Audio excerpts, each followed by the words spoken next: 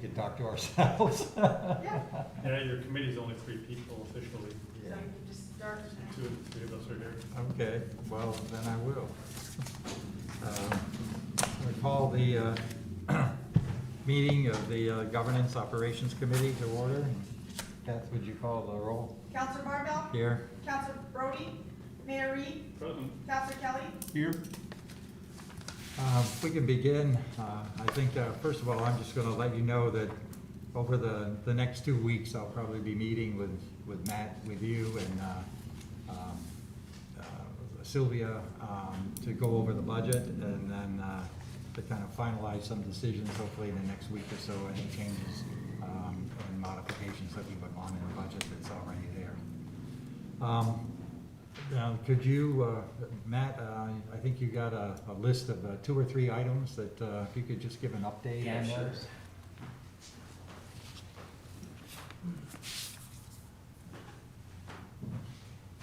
Best you bring the microphone Oh, yeah. with you there.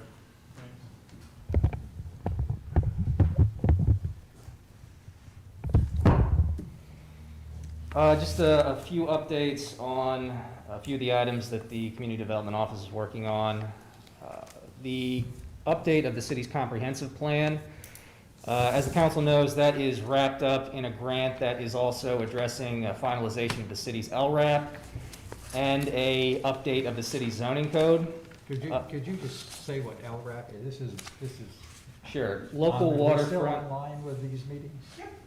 Yeah, just for anybody that actually might be online. Sure, it's the city's local waterfront revitalization plan, which was drafted originally in 2016 by Saratoga Associates, but was never formally adopted per the state guidelines. So those 3 documents are being updated as part of a grant that the city received from the Department of State. The plan for updating the documents is to first create an updated version of the LRAP that will reflect what has happened between 2016 and 2020, and a few of the updated guidelines for LRAPs that have been issued by New York State since then. Once that is completed and is in the pipeline for finalization, which is a several month-long process, that document will be used to inform an update of the city's comprehensive plan and also of its zoning code. So we anticipate that the updated LRAP will be submitted to New York State within the next month. And we believe that within a month or 2 after that, we can get into the nuts and bolts of updating the comprehensive plan and the zoning update. Regarding the City Rec Center, as of Monday, the YMCA began their summer camp there. They have between 50 and 60 kids who will be there between now and the end of August. I spoke to the Y director today. He said that everything is working very well, and they are looking forward to summer there with those kids. And we also wanted to encourage any parents of children in the area who, considering the limited options for recreation that are available right now, if you are looking for something fun for your kids to do during the summer, please reach out to the Y. I'm sure they can accommodate several additional kids there. Yeah, I just know that I went by today, the last 2 days, and kids seemed to be having a great time out on the oval. They were outside, and well run. You drive in to bring your child to the day camp, and they're asking you questions, taking your temperature. All kinds of protocols are in place to protect the children from exposure to any virus, and breaking out in small groups when they're out on the oval. So it looks like it's a well run and a safe place for your children to go. Yep, absolutely, and they're following all the COVID protocols, of course. The third update is regarding the Saranac River Trail, and I just wanted to clear up some confusion that has been expressed.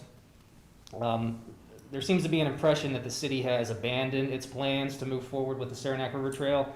That is not the case. What has been decided was for the existing bids based on the original scope of work, the council decided to reject those and instructed my office to go back to the various funding agencies to see if they would approve a reduced scope of work that would result in a second round of bidding and hopefully bids that are more in line with the budget that the council has already approved for that project.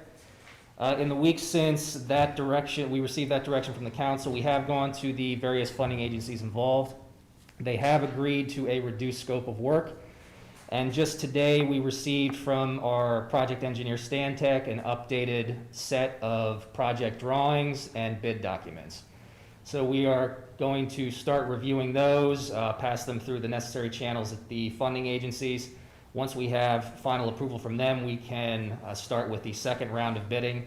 And hopefully with that and the reduced scope, we will get one bid at least that the council can approve, and we can move forward with that project hopefully this year still. So what would be that time frame? Do you think from putting the bids out and getting some feedback, or hopefully multiple bids back, but that if we get a bid back, what, is that a 30, 60-day time frame that you would have before? they Yeah, the come back? original bid timeline, I believe, was between maybe 30 and 35 days, and then a few weeks after that to evaluate the bids because they are very complex. And then, so probably between, I'd say, 60 and 90 days before we get to a point where construction might be starting. So early fall. Early fall, yes. So they'd have a couple of months really that they could do. They'd have a couple of months, and depending on the lead times for a few of the materials, the bridges specifically, the construction would likely have to be split up into two construction seasons, some's taking place this fall and then some in the spring. But of course, that would depend on, you know, what they can find from the manufacturers. Thanks. Yep. Matt? Yep. Does the reduced scope keep us within the funding we've already got in place, or is it still gonna mean an increase in funding? for the It would, project? if the bids received reflect the current engineer's estimate, we would still need between an additional $200,000 to $250,000 in commitments from the council. That's what you expected. That's what we were expecting, yeah. So another We can't take anything else off of it without impairing the ability of the city to get reimbursed for the work after it's done, because there are several guidelines attached to the funding that we have to follow. So there's only so much we can take out without jeopardizing that reimbursement. Okay, thank you. Yep. And I think Patrick McFarland, Councilor McFarland is not here right now, but wanted an update on the farmer's market. So I think, I'm not quite sure what he wanted, but maybe you could just tell us where the status of that is now. Sure. Back in March, I believe, the city did release a bid specification for some improvements down at the old MLD site. The city did receive one bid in response to that. Based on the changed financial circumstances of the city resulting from the COVID pandemic, we felt it was more appropriate not to commit to those improvements and the funding until the Durkee project, the Prime project, was approved and any litigation was resolved successfully, at which point the relocation of the farmers market would become a necessity. The timeline that we're currently looking at is final approval of that project sometime either this summer or fall. With the litigation, it's hard to say when that will get resolved, but hopefully over the winter.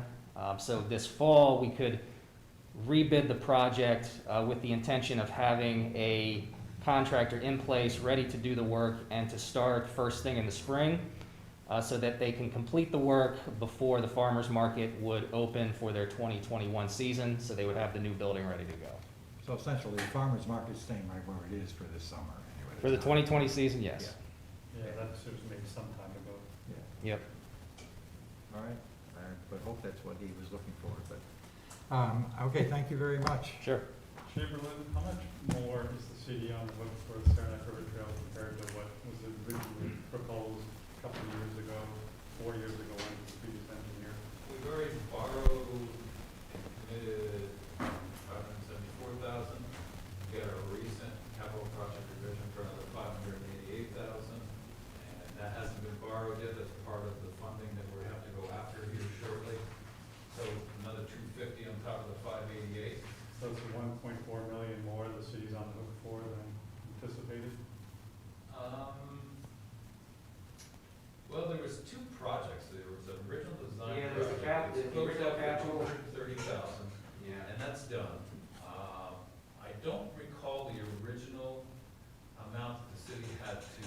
commit to the phase two. I have to go look at the capital project revisions, because there's been 5 of them, I believe, or 4 of them. So I'm not sure the original, but where we are right now is 574 has been borrowed and committed and pretty much spent. Another 588, 2 something is to be borrowed, plus it's 250 now. So yeah, the city's into it for over $1 million. I don't know what the original requirement was for matching. When did, do you know when the Saranac River Trail projects that were initiated?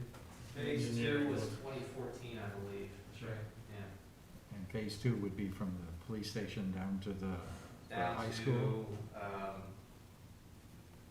So, yeah, it would be from the police station, to the intersection of Durkee and Broad Streets. 6 years ago, it was approved. I'm gonna guess that the original commitment from the city was only supposed to be about $250,000 Yeah, I think that's about right. Sounds right. in that neighborhood. Sort of, I'll check it and send you an email on it. for sounds sure. like we're about 500 or 600% over budget. The taxpayer commitment, very worthwhile project, obviously, but Yeah. How did that happen? I know the passing of time has something to do with it. Well, the bridge demolition, the Pine Street Bridge demolition was included. I don't think that was originally anticipated, that 2 bridges instead of 1 to replace it was another increase. Okay. Yeah, the Saranac Street Bridge originally was not supposed to have been removed, but when they did the original inspection, it was found to be in such disrepair that it presented a public danger, so they recommended and the city went forward with demolition of the existing span, which subsequently necessitated the purchase of a brand-new bridge rather than the renovation of the existing one. If that bridge was in such in bad shape, why wasn't that discovered and talked about during the initial evaluation process? well, it was before Matt's time, you'd have to ask the previous engineer. Well, I think that's a fair question to ask, though, is, The bridge had been condemned and was just restricted to foot traffic for a dozen years. yes, And I use that bridge myself many times. It's in my neighborhood, and I'm not an engineer, so I can't say, but I didn't really think there was all that much wrong with it. I suppose Kevin Farrington didn't imagine that either, but as a footbridge, I thought it was still sound, but then again, the engineering review said that it had to be demolished because it was unsafe, too much Yeah. rust and so forth. so that then was the problem. That the project grew in scope. It had to have 2 bridges instead of 1. I just wonder if there's some other way to do this. Is there some way to build a bike path on Pine Street that has no bridges? It ends in the same place. Yeah, but then you'd have the same thing that Matt just had to go through, is renegotiate with DOT, and I think if you take the bridges out, they're gonna take their contribution out. Yeah, one of the primary requirements of the 1.4 million in federal funding for that project is a continuous path across the river at Pine Street, around the MGP site, the NICEAG site, and then back over the river to Durkee Street. If we don't maintain that, then we would not get that money back. If the council says no on this additional funding, what happens?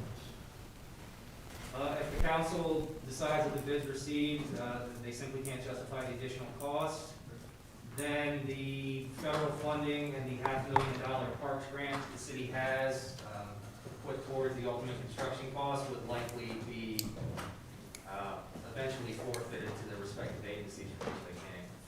At which point, the city would have to, down the line, have to line up alternative funding from other sources or shoulder the entire burden of construction itself. And of course, the $600,000 in engineering costs and other costs that the city has already put into the project would be a sunk cost. Are we talking about the Saranac River Trail phase 3? Yes. Yeah. What money has been already sunk into the project? Is it about $600K, all told? Yeah, I have to look, but that's, the extent of the funding that we borrowed plus other seed money that's been committed, yeah. Yeah. I believe it was, $600,000, you said? Yeah. And And that was for hiring the engineers and stuff like That was engineering costs and the purchase of certain right-of-way properties to facilitate construction of phase two, plus the demolition of the old Saranac Street Bridge. I believe that the state was providing $2.1 million for this project. Is that correct? There is .5 million, yeah, 500,000 from the New York State Parks Department. That's specifically for one of the bridges. The 1.4 million from the feds is more general, that can be applied to the project as a whole. So that adds up to 1.9 million? Yes. And then the city's being asked at this point to add another roughly $750,000?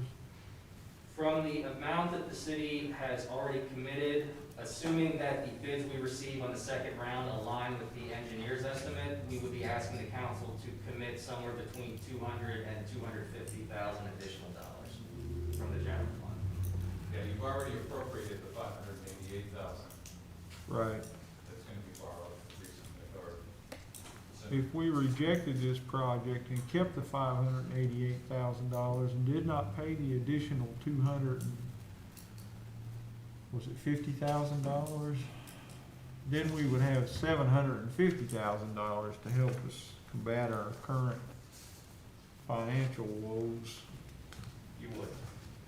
And I don't really see any point in building a Saranac River Trail to downtown unless we finish the DRI. I think those two go hand in hand. That's just my opinion, but I think unless you have people living downtown, you will have fewer people using that amenity. And I would say that we should push very, very, very hard to complete the DRI in its current form as soon as we possibly can. Otherwise, those two bridges don't make a lot of sense. So, And just a brief update on the DRI. We met with Prime today based on recent comments from both the planning and the zoning boards. They are making another round of changes to the design of the building to try to satisfy the concerns of those board members. They hope to have those design changes done within the next 2 weeks to be presented to the boards at their regularly scheduled July meetings on the 20th and 27th. okay, that's good news. Well, so Director Miller, I'm sorry, I missed the beginning. So last I heard on the Saranac River Trail Phase 2, we declined, all the responses to the original RFP, so we can send out another RFP with new specs. What's the, timeline that you see with that? Has the new So- RFP gone out? I guess it's not. No, it has not gone out yet. We have spoken to the funding agencies involved. They have agreed to a reduced scope. And today, we just received the updated set of drawings and bid documents from our project engineer, which now have to be reviewed by a number of parties. Once we get final approval of those, we can rebid the project, hopefully getting bids in response that are more closely aligned with what the council has already appropriated for the project. But even if they align exactly, we would still be asking the council to appropriate somewhere between an additional $200,000 and $250,000 in order to complete construction of phase 2. Why would, if they align with what we originally outlined, why would we need another 250,000? Because when we took a look at the scope of work and what we could feasibly remove from it in order to bring down the cost, there was only so much we could do because of the requirements attached to the funding from New York State DOT and also from New York State Parks. So we can remove some things, but there are certain design elements that we simply can't remove. We can change the materials to a less expensive type, but there is a limit to what we can take out of the scope while still maintaining our ability to get reimbursed from those grant funds after the project is completed. So if we're talking about that, the most we felt comfortable removing, so as to not jeopardize that reimbursement, would, if the bids we receive align exactly with what the engineer's estimate is telling us it should cost to build it, we would still have to come to the council and request an additional appropriation of between $200,000 to $250,000. Okay, so best case scenario, an extra $200,000 to $250,000. Correct. First round, the bids came, what, $750,000 over what the engineer said?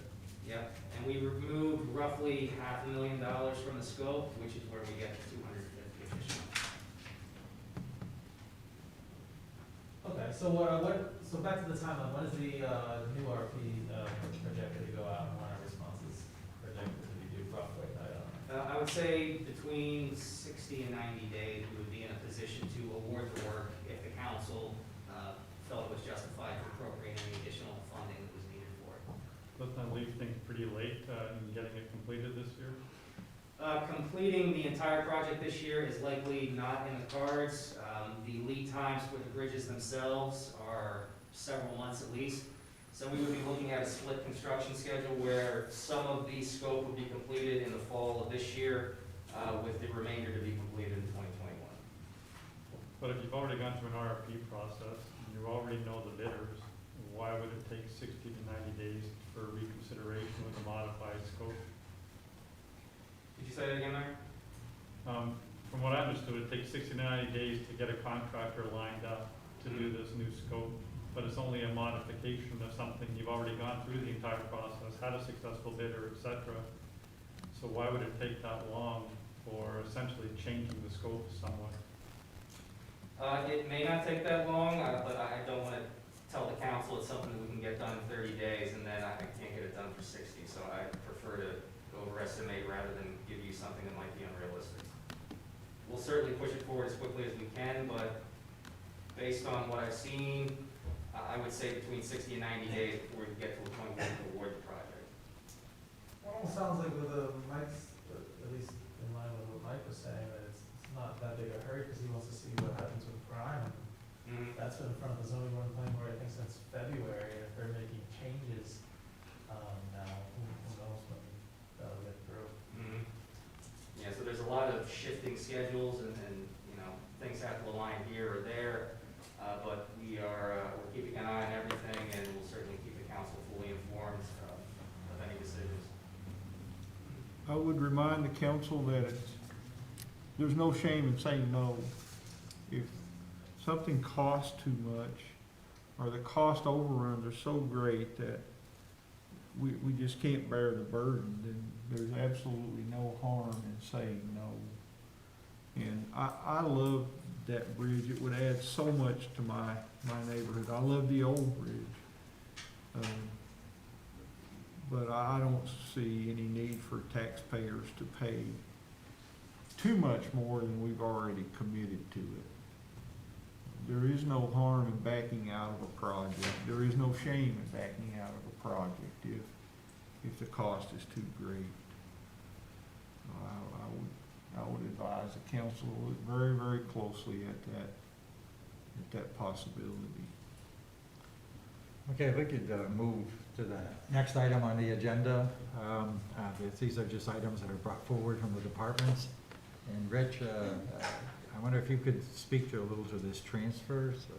It's just a $400 transfer where the fire department didn't put any money in their print copy line, so they want to move it from office equipment to print and copy. So it's no new money coming into their budget, No, they're moving it's a across transfer from lines. their existing budgeted items, yeah. Anybody have any questions about that?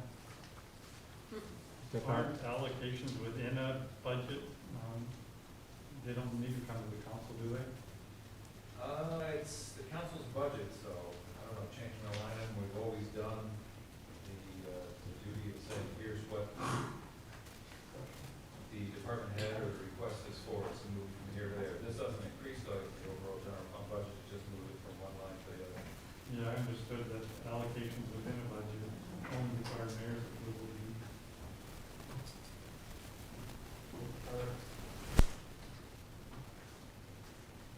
While you're looking that up, I'm going to ask Ethan if he could comment on the two items that he has on the agenda. Yep, so the two items are for two of the DGP projects. You have 47 Clinton Street. They Again, have- could you just say what the Better come DT, up to the microphone. is this, for anybody who's listening, rather than use the abbreviation, just say what it is. The Downtown Grant Program, it's a project through the DRI, the Downtown Revitalization Initiative, which provided several individual property owners downtown funds to renovate apartments and facades. So for 47 Clinton Street, we had gone out to bid back in late 2019. We got 2 bids back. The bids came back significantly higher than the property owner had expected based on their preliminary estimate going into the program. The highest bid we received was $161,000. He was expecting the project cost to be around more $110,000 total. So that was unfortunate. We tried to renegotiate with those businesses later on. They were unresponsive, so we went back out to bid. We did get a lower bid, which is why it's in front of you now. They also provided the ability, they gave unit cost for replacing things such as windows. This project itself on 47 Clinton Street has about, I think, 37 total windows they were originally looking to replace. Not all of them are in the worst condition, so he's going to be able to look at that and prioritize based on the condition of the windows and which ones need it the most, and that can help control the cost for that individual project. And then for 15 Clinton Street, which is the property right next to, I believe, Pizza Bono, which has been vacant for a while, has significant amount of environmental work that needs to accomplish, such as, I think it's the white building right next to Peabody's. So maybe it's on the side of Peabody's. Pretty bad looking. Yeah, 15 Clinton Street. Yeah, completely vacant. So that's one of the projects that we hopefully, after it's completed, we have a vacant building back on the tax rolls that has people who can live in there and businesses that can be on the first floor. But regardless, before they can move forward with any major renovation work, they are looking to take care of asbestos-containing materials, and that is what the quotes they received, and that's what's in front, is just a quote for about $16,000 to go in and abate the asbestos-containing materials, and that's going to allow them to move into the next stage, which is really taking care of removing some, gutting the apartment, and following lead-based paint protocol, because that's another major environmental concern with that building. Part of the reason why it's vacant in the situation it is. So. Yeah, and both these grants are only $10,000, No, they're both. The 15 Clinton Street is $100,000 so the total project, the grant funding only goes up to a 9% match. So this project's going to go way over that cost. I mean, he was estimated coming into the process about $200,000 in total between all the environmental work, the roof work, and just the general renovation, because it's a whole job. I mean, if you've seen that building, it needs a lot of work. And then I think for 47 Clinton Street, if I recall correctly, he has $76,000, which was awarded. So of course, all this funds is reimbursed at the tail end, so it's at a project completion. So they sign contracts, they pay everything up front, they follow the procedures of the grant and the guidelines. After they complete, they go for reimbursement, and that's when they receive the funding. So. If I recall, these projects were part of the DRI. Correct, yeah. And there were supposed to be 10 of them. Is that correct, Ethan? There was 9 original properties. A couple dropped out due to funding issues because it's up front, and some other reasons. One property was looking to sell, which is against the protocols of the grant, so they dropped out. Some of the funding was then reallocated to food and, food-based. So the farmers market, an example, and then also in March, we awarded 2 grants to 14 Margaret Street for the building as a whole and the commercial property set. And that project right now is which obviously started much later, and then of course COVID had an impact, is under work right now. They're finalizing their engineering and environmental testing, and then they'll go out to bid, just like the other projects. So these DGP projects, I think the first one were approved back in late 2017, and you've been, I can't remember any ribbon cuttings. Is there any that's been actually completed in the 3 years? So in late 2000, so they were awarded in 2017, and then we didn't have any kickoff with any of them till about August of 2018. Right now, the furthest, due to many reasons, is one project, 21 Bridge Street. He's been able to renovate the interior and have already had it rented out. He's working on the facade, and that should be completed before the end of the summer. So the project as a whole, and the grant program as a whole, has a sunset date of December 2020. So the property, all the projects and the program as a whole, in theory, need to be completed by then. So a lot of properties are, moving forward as fast as they can. The state does allow for extensions as long as you can provide as a program a whole, reasonable cost. So you need to have an explanation of what delayed. For a lot of these property owners, COVID had a direct impact. We had one property on Bridge Street. She was undergoing construction. COVID hit, she had to let go of she had to cancel the contract because of economic reasons. How many have been canceled Total canceled, we've had 3 projects. out of 10? Out of the original, I believe, 10 or 9. So they've all been given 3.5 years to complete. We're 3 years into it, and they all have to be completed in another half year. Correct. And that's without an extension from the state. Any extension from the state is essentially if they grant it as for a program as a whole, which would include any work with the farmers market. And essentially what we need is, this is where they are, this is how they're moving forward, and this is the new date which all work is expected to be completed. But right now, I'm working with all the properties, and we are moving forward as fast as we can, and fast as they can. Really, it's their funds moving forward as of now. So. Thank you. Yep. We have one other item, so I'm gonna look for a motion to move items 1 through 4 to the regular agenda. One more. Second? That's you. You're the only- Yeah, it's me. Okay, second. Council Barbell, Yes. Mayor Reed, Yes.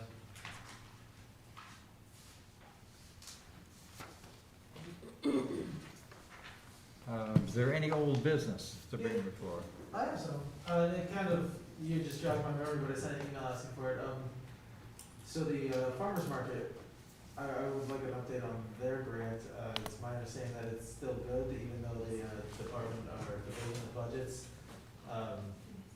is taking back a lot of grants. But Ethan was just saying that the DGP thinks, and I think the farmer's market was passed to the DGP or due at the end of the year. So does the farmer's market need to be completed by the end of the year? So that's a discussion that we do need to have with HCR. Right now, the current plan is to wait until the prime project is approved and any litigation successfully resolved before committing to construction of the improvements to the farmer's market building down on Green Street. Why wait? Because the farmer's market, I mean, basically through the farmer's market is we've done what the farmer's market wanted, right? And it's my understanding they still are excited to move down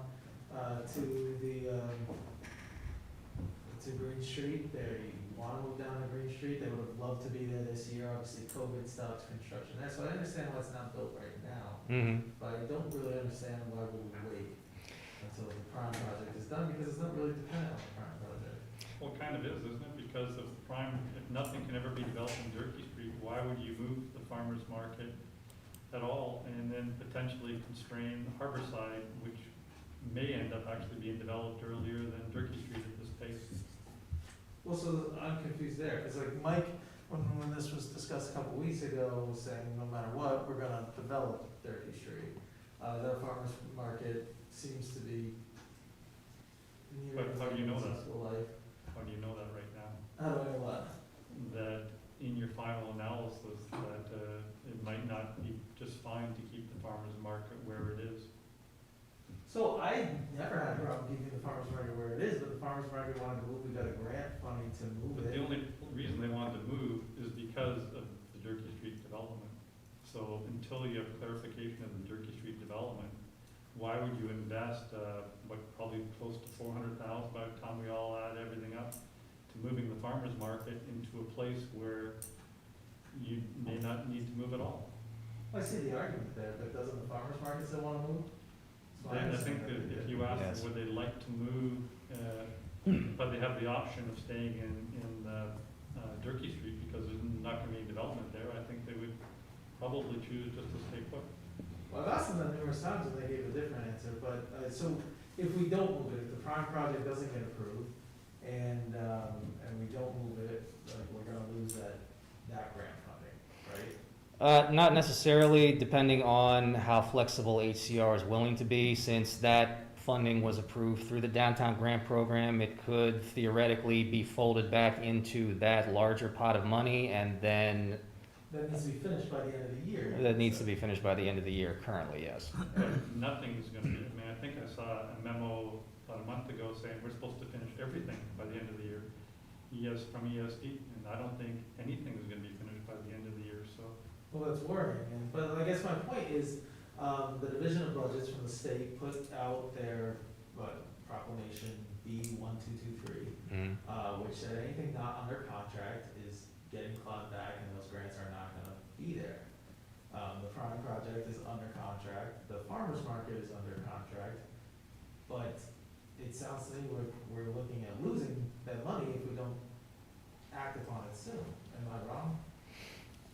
If nothing changes and HCR is not willing to grant us an extension on the DGP funding and we get to the end of the year and we have not commenced construction on the farmer's market, it is possible that we could lose part of that funding, yes. And then if the Prime project does get approved, then we won't be able to move the farmer's market. Or if the Prime project doesn't get approved, then we go forward with something else or doing something else with that land, the farmer's market is still gonna be there. Same obstacle. Yes, I mean, the farmer's market operating in its current location does present an issue for any type of development on the Durkee Street lot. The improvements to the Green Street building and the relocation there was always intended to alleviate that problem, if not for the prime development, for any subsequent development that comes after it. But it becomes a question of, given the financial circumstances that the city finds itself in, does it make sense to commit that money now before there is a final resolution of the Prime project, which would necessitate the relocation of the market? But the state's paying for the farmer's market. The state's paying for the majority of it, but the city would still be on the hook for roughly $30,000 in match. In match. Yeah. I talk to the farmer's market, pretty frequently, and I know they're excited to move, and they want to move. They're not happy with their place currently now, unless I'm misinformed.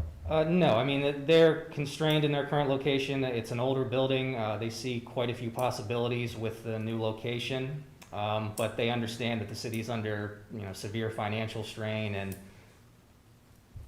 it's a tough situation. I just don't want to get in a situation where we're losing that money, and then we're stuck wishing we moved the farmer's market. But Patrick's got a good point. I don't have, I don't have a personal stake in whether the farmer's market moves, but if they want to move, I also, the good thing about moving the farmer's market was it matched our idea that we've been talking about for years as a sort of anchor point to helping develop that area. And the mayor brought up the harbor side, but the harbor side, that's the 11-acre plot that's not contiguous to, but doesn't overlap with the MLD site on Green Street. But the beauty of the farmer's market, it could be a launching point for other things down there. I scream from the rooftops all the time about a dog park and a playground down there, and I still want those down there. So don't forget about those, but the farmer's market is a good anchoring point to help develop down there. We do have an RFP response from Skyward on building 2 hotels and an office building down there. But those things have come up before. I don't know, that's in its very nascent stages. I don't know how much we can depend on that, but we certainly want to get doing something down there. If the prime development happens, we want recreation. I want recreation. I don't know what everyone else wants. Recreation down there, dog park, playground, splash pad, I don't care. But Mike's brought up the pavilion. That's part of the farmer's market. So it seems to me that we should at least consider whether it's worth it to go forward, irrespective of what happens with the Prime project. If the farmer's market wants to move down there, we have a grant funding to move down there that we could conceivably lose by the end of the year. And right now, the MLD's gone.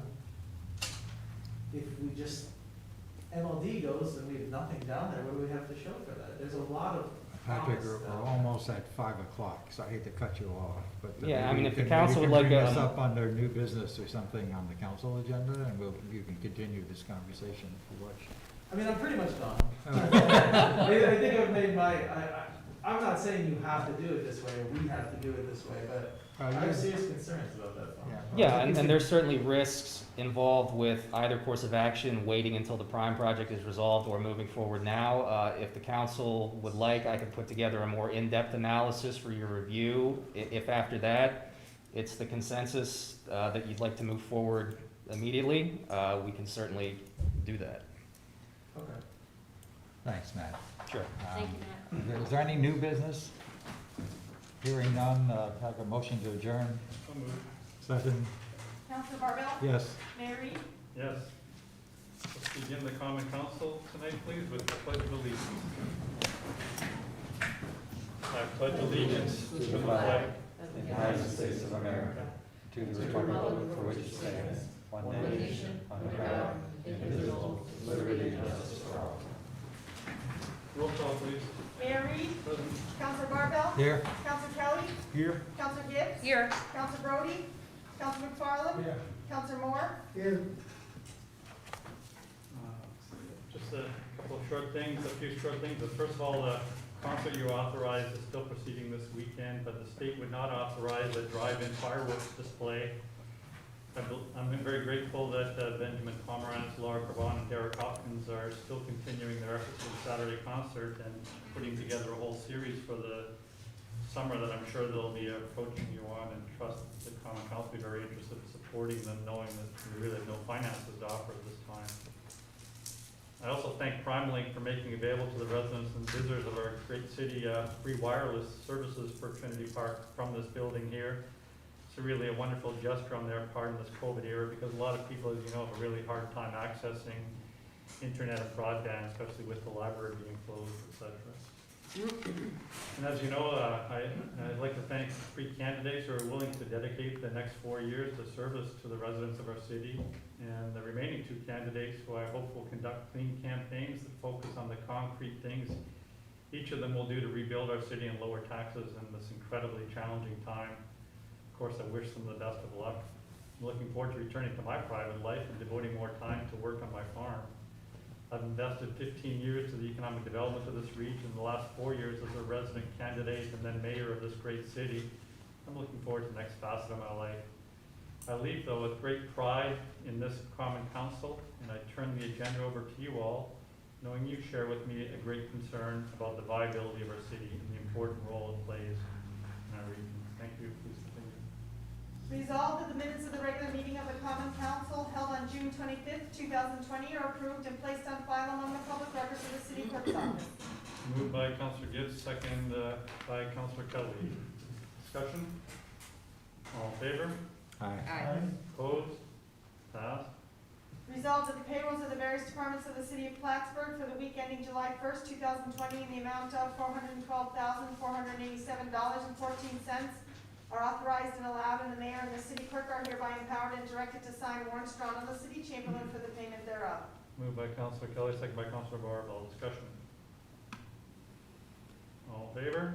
Aye. Opposed? Passed. You've seen the various reports in your packets. Are there any additional reports from governance strategy and city operations? Councillor Barbell. No, we've just completed our meeting, and we'll have more to say later in the month. City infrastructure, Councillor Moore. Didn't have anything to report this time. We're meeting next week, right, Jeff? Is it next week or infrastructure? Yeah. Okay. Finance and budget, Councillor Kelly. Nothing new to add, Mayor. Public safety, Councillor Gibbs.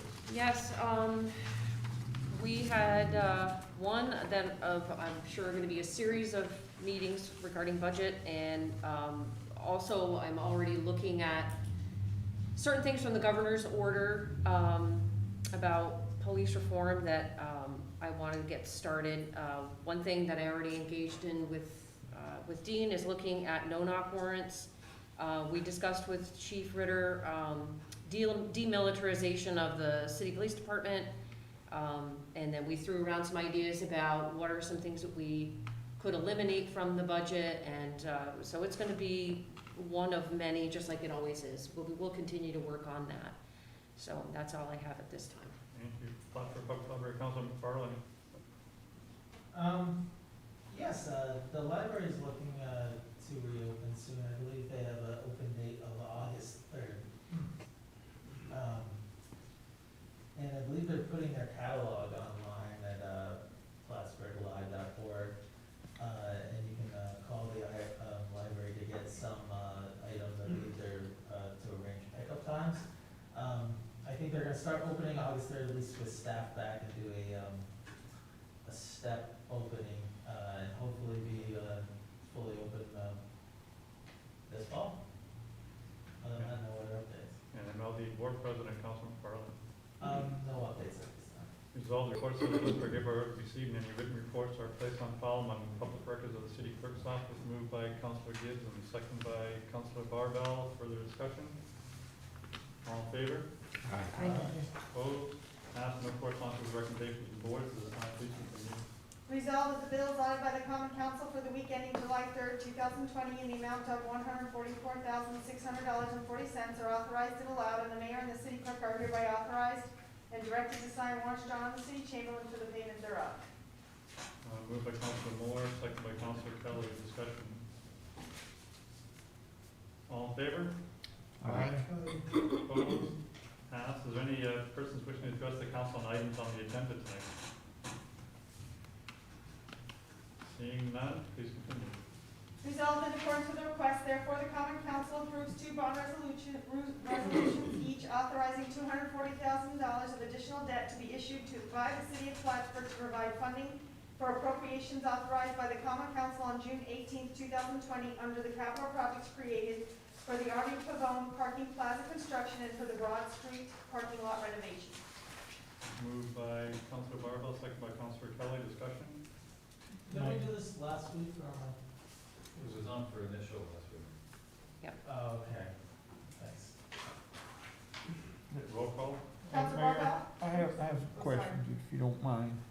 This resolution is approving capital projects for those two initiatives, Arnie Pavone Parking Plaza and Broad Street Parking Lot renovation.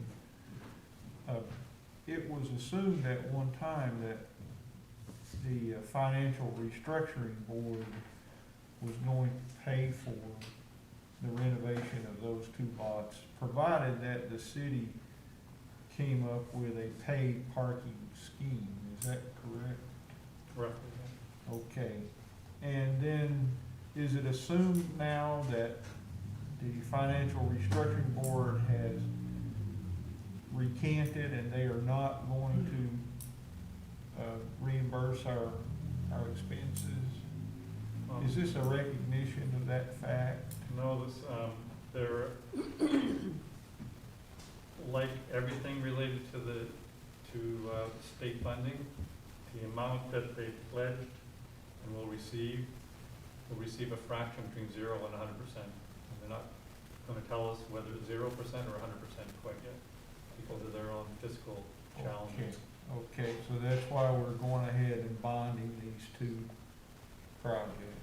Correct, and I think this one, we were hoping at one point, I think the engineering estimates were that this project would be completed for somewhere around $900,000 all in, and I think right now we're quite a bit over that number, aren't we? To the Belmont? Yeah. Between purchase of the property, demolition, and now construction of the lot, I think it's 1.2 million? Yeah, 1.2 million, six. 1,206. Yeah.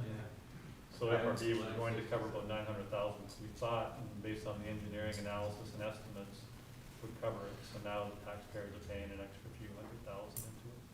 I have a question on that. So the parking lot construction, the estimated cost was $150,000. I see the revised estimated cost is $389,000. What accounted for that increase? So the 150,000, that number was provided at a time when we were contemplating an arrangement with Clinton County whereby they would handle the bulk of the paving work in exchange for a equal amount of credit against parking permits that their downtown employees would ultimately have to buy with the city's new parking system. Yeah. Subsequent discussions with the county, it proved to be an unworkable arrangement. So what you're looking at there is strictly the cost of everything but the paving that was originally involved in the work. I wasn't part of those discussions with the county, and when did that happen, and why did it break down? It happened maybe a year and a half, I don't know, maybe a year and a half ago. I don't recall exactly why it broke down. It had something to do with labor laws, or something involving labor rules and county workers. We have 3 county legislators that represent the city and would have intervened on our behalf. Well, if we are fortunate and the FRB reimburses us at 100%, can we apply the funds to the amount that we bonded here? Yes. We can just go ahead and pay that off? If and when we borrow these funds, it goes through our debt service to pay for the bonding. Now, if we get a refund, like we did with the DEC on the Aggie landfill, we put that amount into the debt service fund as a reserve and apply it against the debt service for these projects going forward. Which Okay, saves the general fund subsequently from having to do other payments later on. Absolutely right. So it essentially goes back into the general fund in some sense. Yep. thank you for that explanation. So right now, we're just hoping that the state comes through with the FRB funding, so hopefully the Yes. total amount. Yes, and we're gonna have some excess parking in downtown Plattsburgh if the DRI is not completed. And I think at that point, we need to decide, you know, which of these parking lots we intend to keep and which we intend to demolish. And I would recommend that we demolish the Durkee Street lot if these other lots are completed, or at least a portion of it, and turn that into grassy area, and put a big sign up on it that says, this property available for development. I know that's not part of this discussion, but we need to talk about, you know, sort of a bigger picture of what do we do with all this extra parking that we're going to have. Well, yeah, that's kind of what I was bringing up last week a little bit, but it's also interesting because you're right, the FRB funds, if they do come in, do require a managed parking system, Yes, which kind of would be an awkward situation with a lot of extra capacity. yes, if we have all that extra capacity, why are we charging for it? So let's reduce the capacity and thereby increase the demand. Yeah, well, let's see what happens. Yeah, we certainly do hope the DRI project goes forward, the Durkee Street project goes forward, but that is something we need to think about. What happens to that lot when it's all said and done? Any further discussion on this bond issue? Roll call? Counselor Barbell? Yes. Counselor Kelly? Yes, Counselor Gibbs? Yes. Counselor McFarland? Yes. Counselor Moore? Yes, Resolved in accordance with the request, therefore, the common council approves the city chamberlain to adjust the 2020 general fund budget by a transfer of $400,000, sorry. $400. Oh, $400, what is yours? Sorry. $400 from fire office equipment to fire print and copy for an unbudgeted expense line item. Moved by Councilor Barbell, second by Councilor Kelly, discussion. Did we work out this procedural issue you guys were talking about in the committee? Sort of. So, Charter Section C66, subsection D discusses budget amendments after adoption. And just to read that language so we're all on the same page, it says transfer appropriations. The common council may by resolution transfer an unencumbered appropriation from one budget category to another. The mayor may transfer an appropriation for an activity or program within a department to another activity or program within such department, and shall inform the council of such action on or before the next regular council meeting. So that's the source material. We looked to what this resolution says. It discusses a transfer from one line item to another. So I don't think there's strong feelings either way, but if the council is taking that action, arguably it's usurping the mayor's authority pursuant to that second portion, which allows the mayor to transfer funds within a department so long as he advises the council. So while there's not strong feelings, if we take that tact as opposed to this tact, I think we do need to establish a system so that Rich is not left blowing in the wind making these transfers. He needs some guidance and some paper trail so that, in this case, I think an argument could certainly be made that this is the second category that's within the mayor's authority, but we certainly need a process that the mayor can direct the chamberlain and the mayor can then report back to the council as to what's occurred. So, don't have strong feelings. The charter doesn't explicitly say budget line items. It discusses budget categories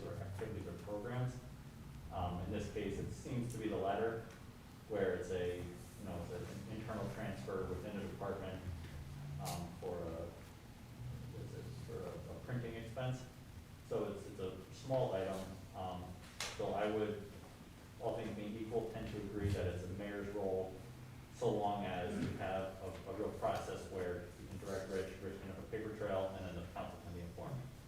So if that's in place, great. If it's not yet in place, then we would need to develop that.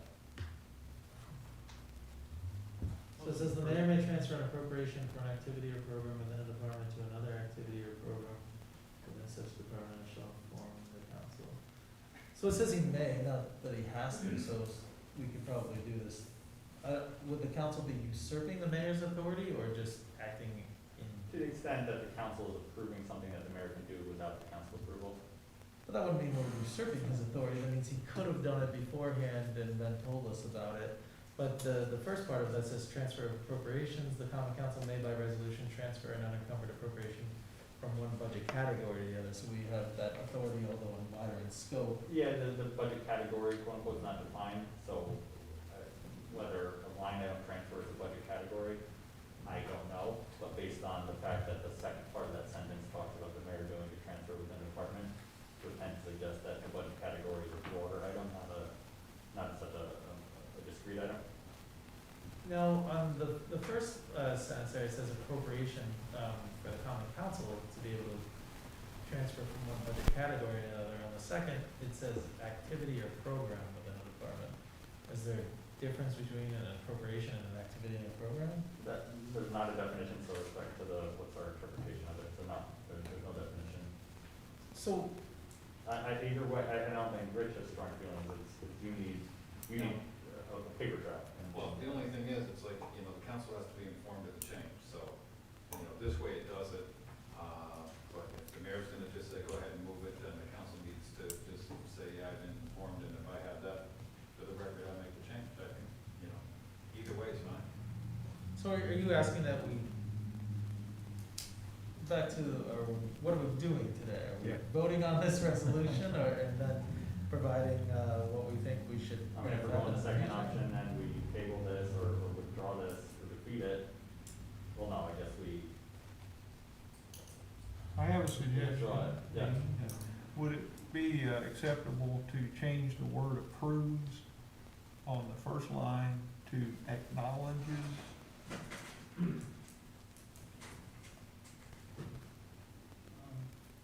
I think we would strike, we go that route, we would strike everything before the common council, so we say the common council acknowledges, the mayor's direction to the Chamberlain to adjust, and go from there.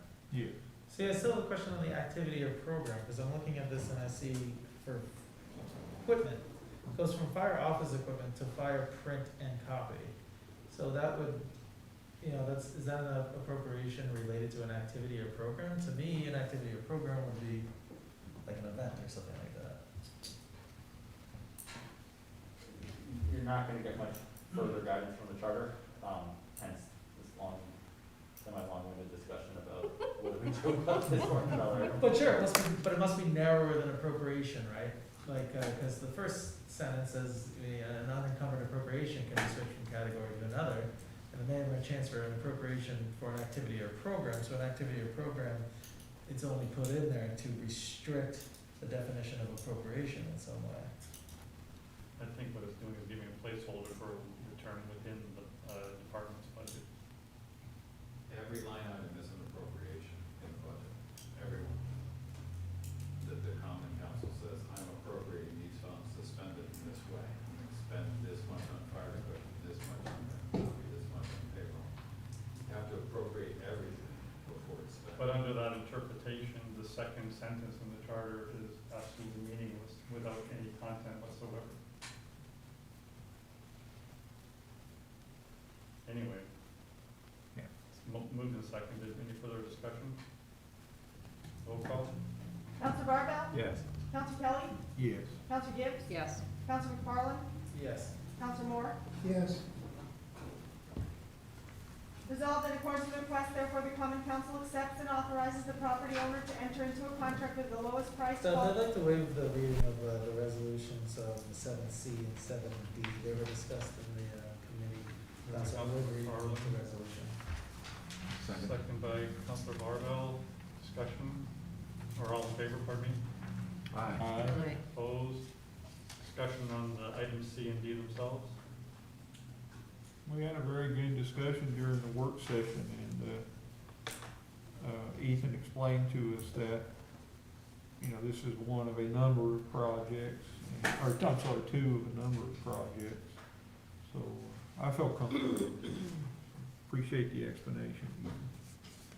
Okay, roll call? Counselor Barbell? Yes. Counselor Kelly? Yes. Counselor Gibbs? Yes. Counselor McFarland? Yes. Counselor Moore? Yes, Resolved in accordance with the request, therefore the common council approves Edgar and Sons Incorporated to close Lynn Street between Bailey Avenue and Riley Avenue for 3 days from July 6th through 8th, 2020 for the replacement of 2 sewer laterals. Moved by Counselor Gibbs and seconded by Counselor Barbell.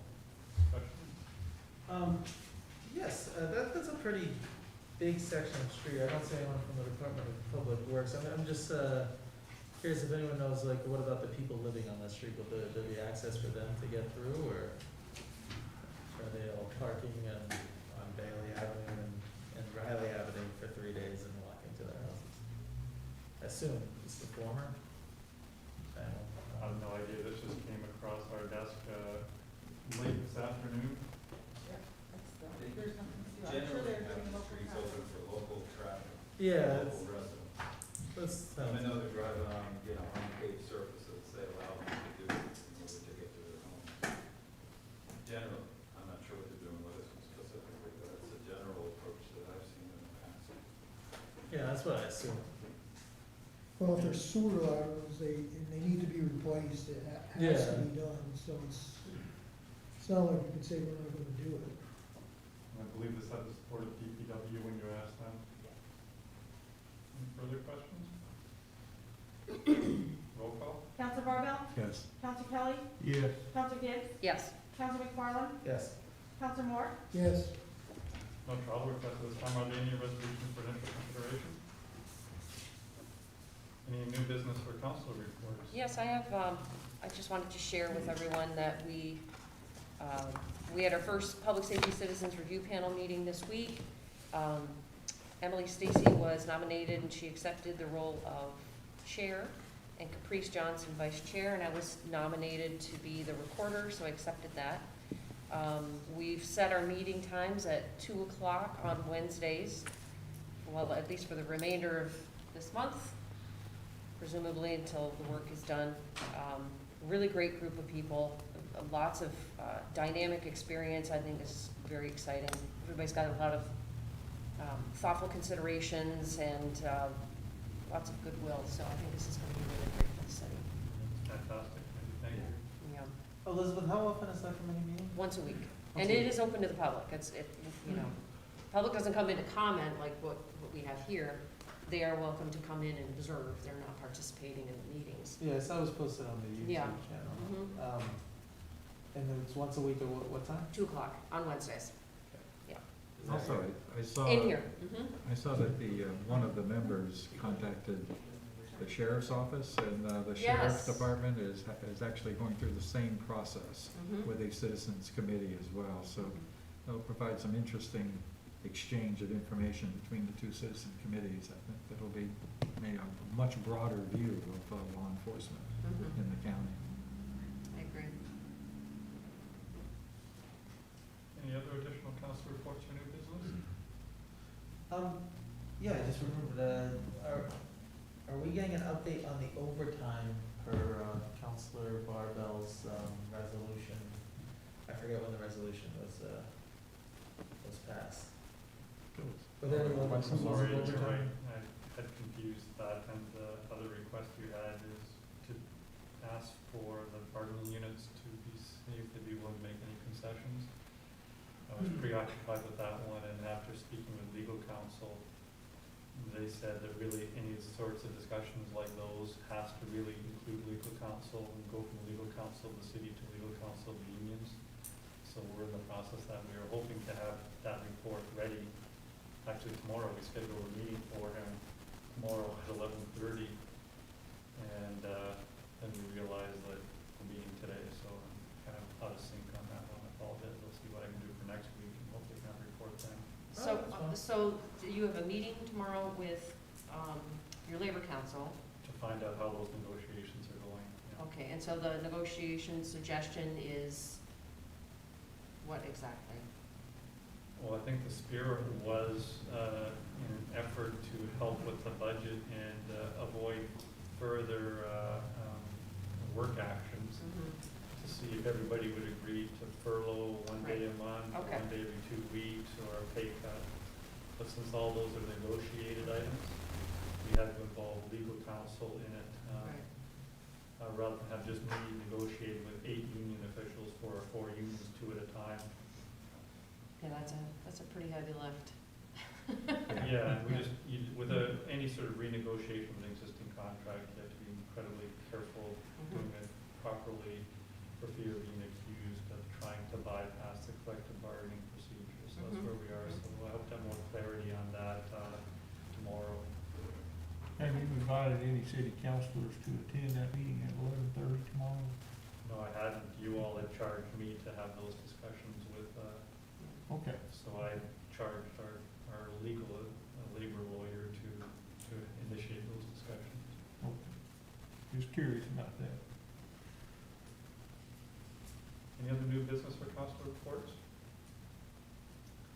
How about closing public comments from the public on any issue of mutual concern? Seeing none, how about a motion to adjourn? Moved by Councilor Gibbs and seconded by Councilor Moore. Roll call? Counselor Barbell? Yes. Counselor Kelly? Yes. Counselor Gibbs? Yes. Counselor McFarland? Yes. Counselor Moore? Yes.